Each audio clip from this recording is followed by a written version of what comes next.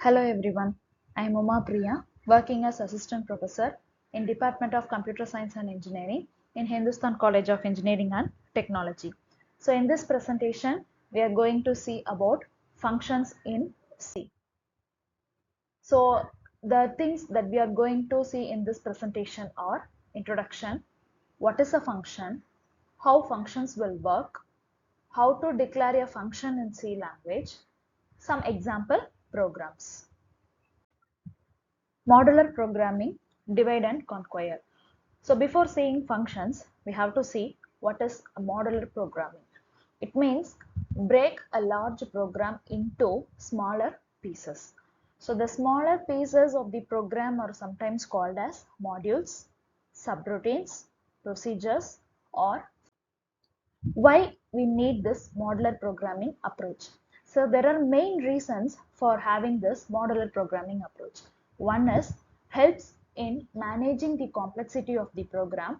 It encourages reuse of the code. It allows independent development of code, provides a layer of abstractions.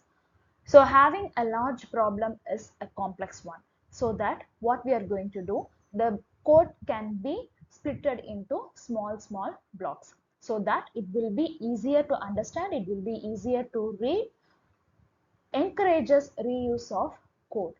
So within a particular program or across the program, we can reuse the code. So because of this reasons, we are going for modular programming approach. Now, what is a function? A function is a set of instructions to carry out a particular task. The function after processing returns a single value. So in other words, I can say a function as a group of statements that is going to perform a particular task.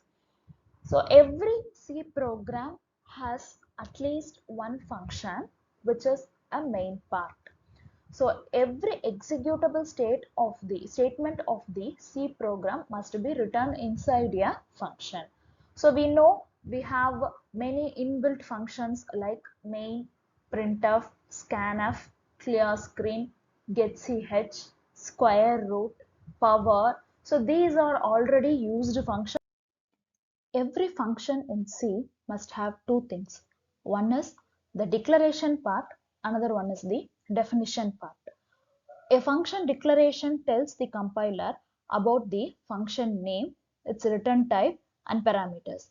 And definition part of the function gives the actual statements of the function. It provides the executable statements of the function.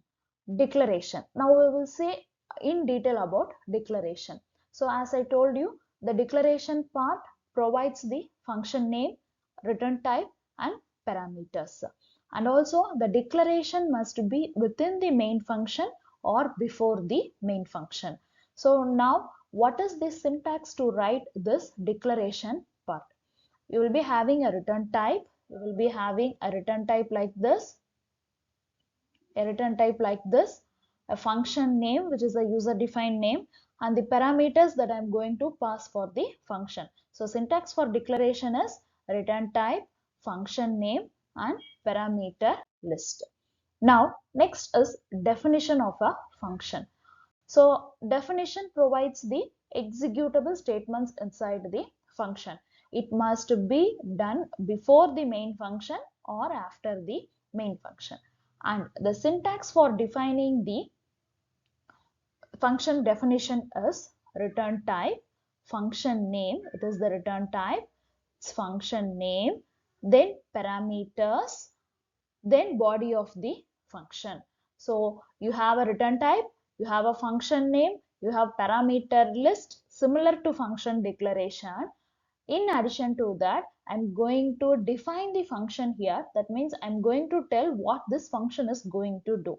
So that is what this body of function is. All the executable statements of that particular function will be defined in the body of the function. And next one is types of functions. So there are two types of functions we have. One is predefined function, another one is user defined function. Now, what is a predefined function? If the functionality of a function is defined by the compiler and then it is called as a predefined function. All predefined functions in C language are defined inside any one of the header file. So the functionality of the predefined function is fixed. User cannot change it. So it is already defined and the user cannot change it or redefine it. Example of this predefined functions are printf, scanf, clear screen, get ch, square root, power. All these functions are an inbuilt function or it is a predefined function. So it is defined already in the header files or in the library files. Now next is the predefined functions are also called as system defined function or library function. Now next is user defined function. If the functionality of a function is defined by the user, then it is called as a user defined function. So these are small programs that can write to perform a operation. So to execute a particular task, the user can define their own function. So user can use their own code, use their own function, they can redefine it, whatever the thing the user needs, they can do in the user defined function. So function declaration, function definition, function call are the three main parts of this user defined function. So how to declare a user defined function? So the syntax for declaring user defined function is same thing, return type, function name, parameter list. Now here I have given an example for this declaration statement. So here this int is the return type. So return type of this function is integer type. Then addition, this is the function name, this is the user given function name. The parameter list, here I am going to have two parameters, both the parameters are of integer type. So that's why I have mentioned here int comma int. So this is how we have to declare a function. So this function declaration is also called as a function prototype. Next, defining a user defined function. The syntax for defining this user defined function is return type, function name which is of user name, then parameter declaration, body of the function. So we will see an example for this. Int addition, int x comma int y. So this int is the return type. This addition is the function name given by the user. Int x and int y are the two parameters passed for this function. And the executable statement of this function return of a plus b. So this is going to add these two numbers a and b and it is going to return the value. So the return value will be of integer type that I have mentioned here. So the return value will be given to the main part. Now next is calling a user defined function. So how to call a function? The function name followed with a parameter followed by a semicolon is called as function call. So here the syntax for defining this function call is the function name, parameters, then a semicolon. So if I give a semicolon here, then it is called as a function call. So the example is addition of 10 comma 20. Now next is how the function is going to work. We will see with an example. So here I have written a program, main function. Inside main function I have declared a variable called num. Num is equal to square of 4. So this square is a function name. This 4 is the parameter that I am passing for this function. This 4 is the parameter that I am passing for this function. Then what I am doing, I am writing a printf statement %d comma num. So what this will do, when the compiler reads this num is equal to square of 4, the control will move to the function definition. So function definition I have written the executable statement for that function. Int square of int n1. So here I have passed only a single parameter. So here also I am having only single parameter. The order of the parameters must match for the functions. So now this square of function is going to calculate the square of a number. So inside this function, I have calculated the square n1 into n1 and then storing it in x, in this variable x. Now I am returning this x because the return type of my function is int, so it is going to return a integer value. So when the control reads this, when the compiler reads this return line, the control will automatically move to the main function, to the where the function has been called. So this return statement will go to the function call line in main part, and after that it will print the square value of 4. So this is how the function will work. Now I have written an example also here, void main. Then I have declared three variables a, b, c as integer data type. Then I'm declaring a function called addition. So this part is called as function prototype. And inside the function I'm going to pass two parameters, that is also of integer data type. Then I'm going to print a line called we are in main. Then I'm going to get two numbers from the user. So using scanf statement, I'm going to get two numbers a and b. Then I'm calling a function addition of a comma b. So once the control reads this function addition of a comma b, the control will move to the function definition. So the function definition is here. The control will come here. It will come here and this part of the statement will be executed next. So inside the function definition, what I have did, I have printed sum is equal to %d x plus y. So this x plus y will be added here and it will be printed here.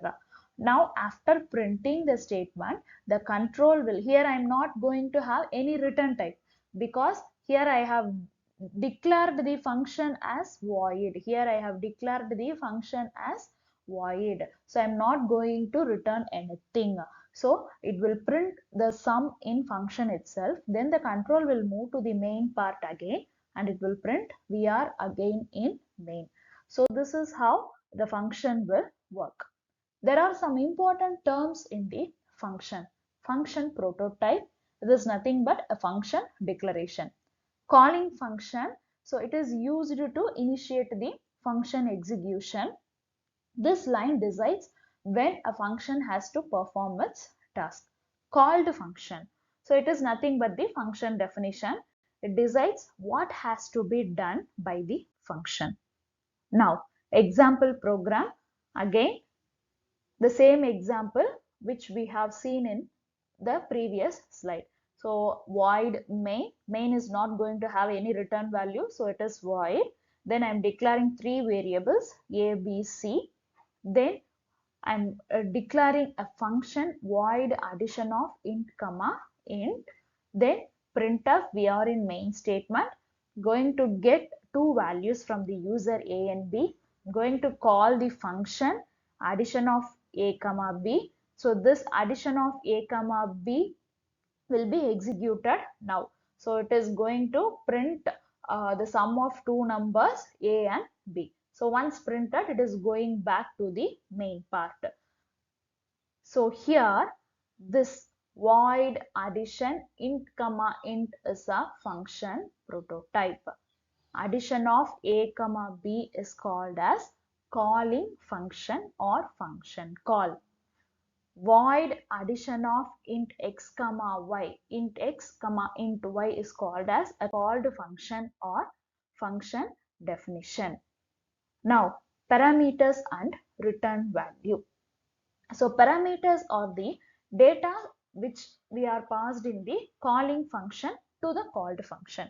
So in calling function, we will be passing two parameters. Say for example, in previous example, I have passed addition of a comma b. So that a comma b are the parameters that I am going to pass to the called function now. Now return value. So return value is nothing but the data value which will be passed from called function to the calling function now. So for a function, we can have any number of parameters, but we can have only one return value. So if in a function, the total number of parameters and order of parameters must be same in all function prototype, function call and function definition. If I have three parameters in function declaration, then that three parameters must be there in function call and three parameters must be there in function definition. So we have to maintain the order of parameters as well as the number of parameters used in all the three things, that is function prototype, function call and function definition. So to return a value from a called function to the calling function, we have a statement called return. How to write that? We have a syntax for that, return value. So return with some example. It may be an value. The return type, return can be a value, can be anything, expression like that. We can give anything there. Then so now coming to the parameters, we have two types of parameters. One is actual parameter, another one is formal parameter. Now what is an actual parameter? The parameter that I have used inside a calling function is called as a actual parameter. So there will be a function call in my program. Say for example, addition of a comma b. So that a comma b is the actual parameter. The parameters which used inside the function call is called as a actual parameter. Whenever we pass actual parameter, copy of its value is sent to the called function, not the entire. Now next is the formal parameter. The parameter which I have used inside the called function is called as a formal parameter. That is, the parameters that are used inside the function definition is called as a formal parameter. The order of actual parameter and the data type should exactly match with the order and data type of the formal parameters. So with this, I have come to an end. Hope you all understood about functions. Thank you.